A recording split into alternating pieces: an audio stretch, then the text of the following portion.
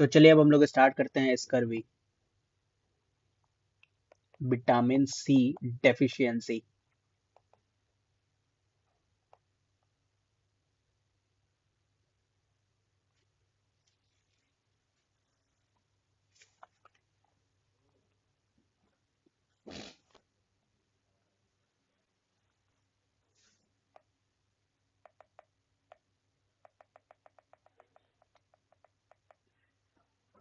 चलिए अब हम लोग स्टार्ट करते हैं स्कर्वी।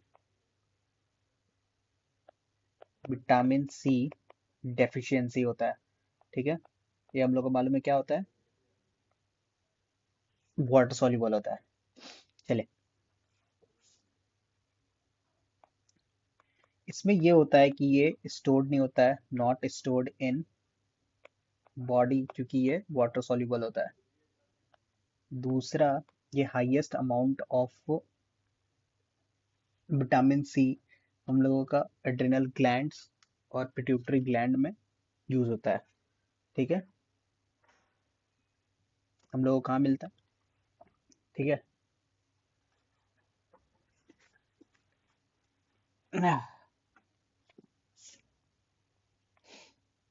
और हाईएस्ट अमाउंट हम लोगों को कहाँ मिलता है।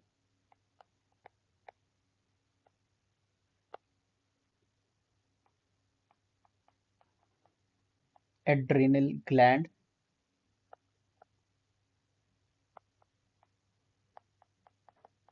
Pituitary gland.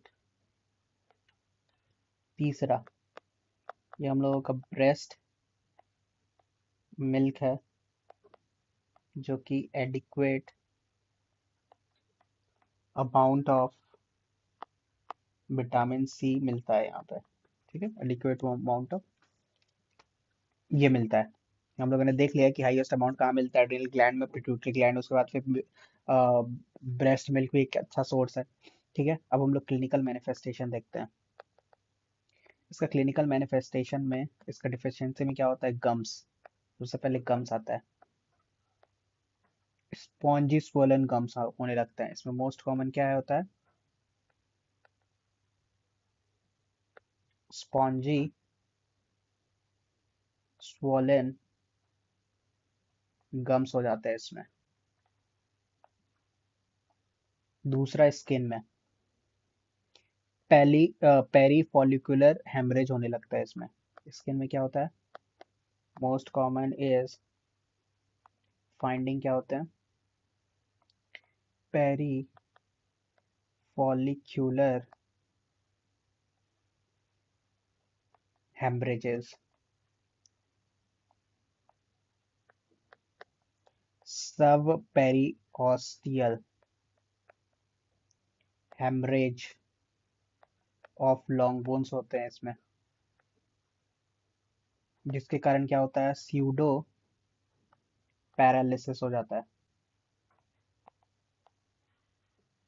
Four, depressed sternum होते हैं इसमें। ठीक है, स्टर्नम होते हैं। फिफ्थ, इसमें जो कॉस्टोकॉन्ड्रल जंक्शन है वो इलार्ज हो जाते हैं। कॉस्टो और कंड्रल है वो इलार्ज हो जाते हैं और शार्प और एंगुलर हो जाते हैं। क्या हो जाते हैं, कॉस्टोकॉन्ड्रल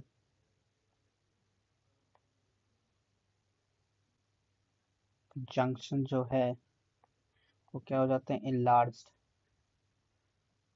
शार्प एंड एंगुलर।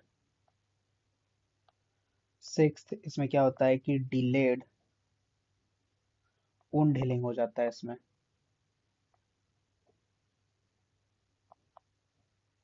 और सेवेंथ में पैलर हो जाते हैं, पैलर। ठीक है, हम लोगों ने देखा कि 7 तरीके के इसमें चेंजेस मिलते हैं। पहला, गम्स, मोस्ट कॉमन फाइंडिंग इसमें क्या होते हैं, स्पॉन्जी स्वोलन गम्स हो जाते हैं। स्किन क्या होते हैं, मोस्ट कॉमन फाइंडिंग मेरा हमारे पेरी फॉलिकुलर हेमरेज। और इसमें क्या होता है कि पेरी सब पेरी ऑस्टियल हेमरेज हो जाता है लॉन्ग बोन्स का, इसके कारण स्यूडो पैरालिसिस होता है। स्टर्नम हम लोगों के डिप्रेस हो जाते हैं और कॉस्टोकॉन्ड्रल जो जंक्शन होते हैं, कॉस्टोकॉन्ड्रल जंक्शंस, वो हम लोगों के क्या हो जाते हैं, शार्प हो जाते हैं, लार्ज हो जाते हैं और एंगुलर हो जाते हैं। ठीक है, जिसके कारण हम लोग के यहाँ पे डिलेड वुंड हीलिंग हो जाता है, क्योंकि विटामिन सी, और पैलर हो जाता है। ठीक है, पैलर हो जाएगा हम लोगों का इसमें। पैलर क्यों हो रहा है, हेमरेज वगैरह के कारण, ठीक है, ब्लड लॉस के कारण हो रहे हैं हम लोग। अब चलिए बायोकेमिकल अब हम लोग देखते हैं। काफी अच्छा है ये तो। बायोकेमिकल अब हम लोग देखते हैं डायग्नोसिस में। पहला क्या है, serum ascorbate level non reliable, diurnal variation होता है इसमें, ठीक है। अगर हम लोग पहला करेंगे सीरम एस्कॉर्बेट लेवल, तो ये क्या होता है, non reliable, reliable diurnal variation होता है, ठीक है। इसका सेकंड क्या होता है, डब्ल्यूबीसी में क्या होता है,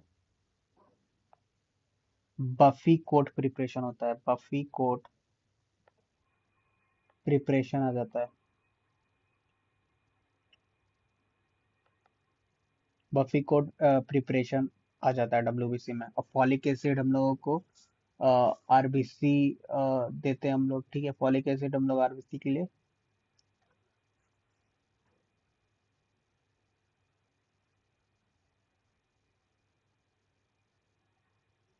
ठीक है। चलिए अब हम लोग डब्ल्यूबीसी देख लिए कि फॉलिक लेस देन, अगर 80% रीनल एक्सक्रीशन हुआ after parenteral dose indicates vitamin C.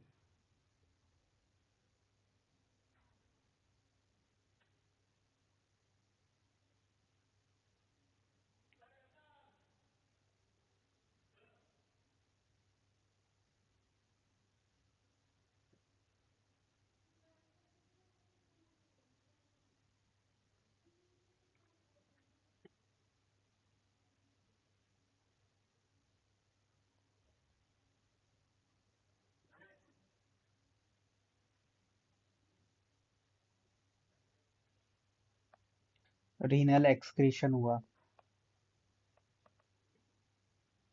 After parenteral dose indicates what. देखिए हम लोग फॉलिक एसिड देते हैं आरबीसी, तो ये क्या इंडिकेट करता है, विटामिन सी डेफिशिएंसी। अब रेडियोलॉजिकल देखते हैं,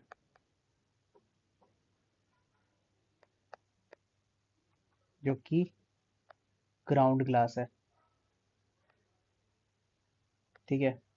ये similar radiological findings are seen, वो मिलता है हम लोग को। और इससे कैसा क्या मिलता है हम लोग को, सिमिलर रेडियोलॉजिकल कहाँ देखने मिलता है, कॉपर डेफिशिएंसी में हम लोग को देखने मिलता है, और हाइपर मैग्नीश मैग्नेशीमिया में देखने मिलता है।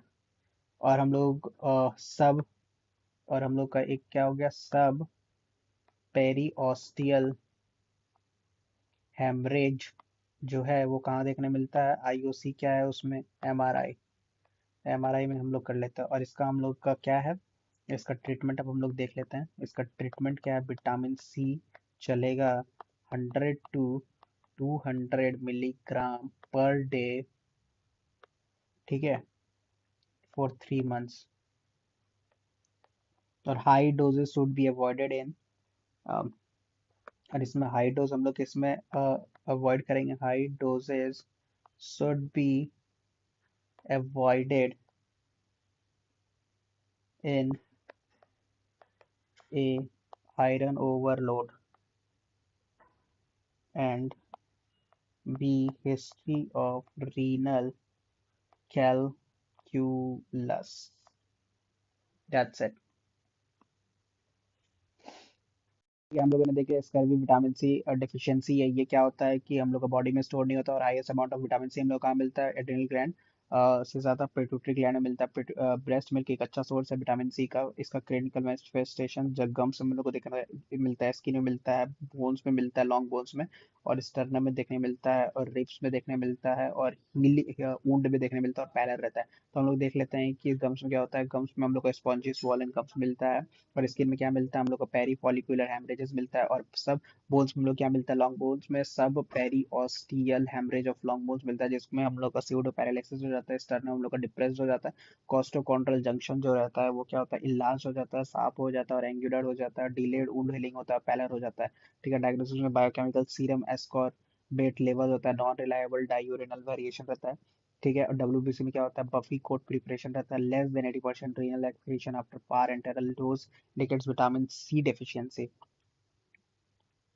ठीक है, less than 80% renal excretion after indicates vitamin C deficiency बताता है। रेडियोलॉजिकल हम लोग का ग्राउंड ग्लास होता है जो कि मेरा कॉपर डिफिशियंसी और हाइपर मैग्नीशियमिया में भी देखने मिलता है। और हम लोग सब periosteal haemorrhage of long bones में हम लोग क्या करते हैं, एमआरआई करते हैं और इसका हम लोग क्या देंगे, विटामिन सी का 100 से 200 milligram per day, milligram per day 3 months तक हम लोग देते हैं। और हाई डोज हम लोग अवॉइड करेंगे आयरन ओवरलोड और हिस्ट्री ऑफ रीनल कैलकुलस में क्या, कैलकुलस में, क्योंकि हम लोगों का क्या होता है कि प्रिसिपिटेट ना कर दें।